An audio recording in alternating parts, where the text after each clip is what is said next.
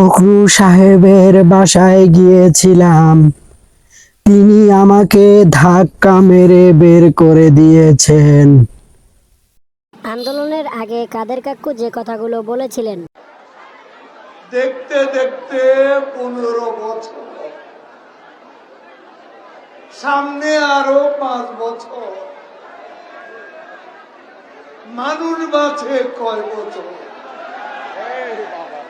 কবে হবে আন্দোলন?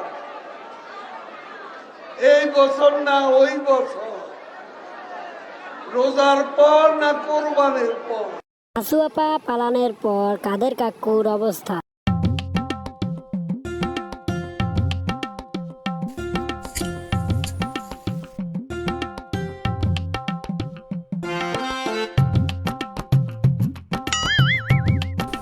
হালার স্বাধীন বাংলাদেশে একটু শান্তি মতো মরতেও পারে।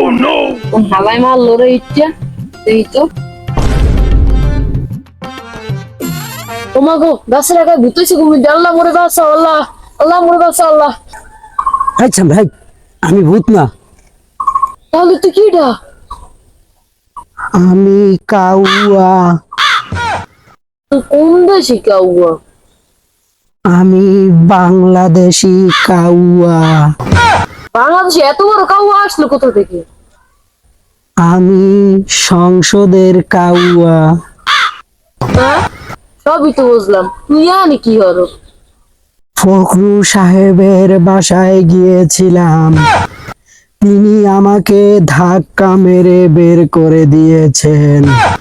আমাদের দলে সবচাইতে যে বড় কাউয়া ছিল, সে দেশ থেকে পালিয়ে গেছে। আমাদেরকে এতিম বানিয়ে চলে গেছে।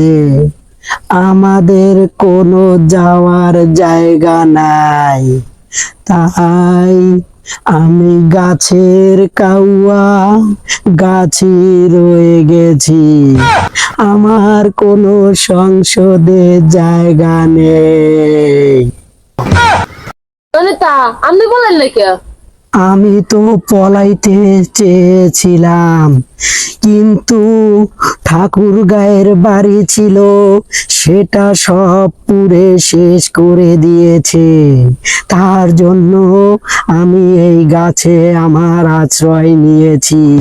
তুই কারো কাছে বলবি না যে কাউয়া কাদের এই গাছেতে আছে। শোন, তুই কাউরে বলবি না। আমি তোর বিকাশে সিঙ্গারা আর 7 আপ খাওয়ার টাকা দিয়ে দেব, ঠিক আছে?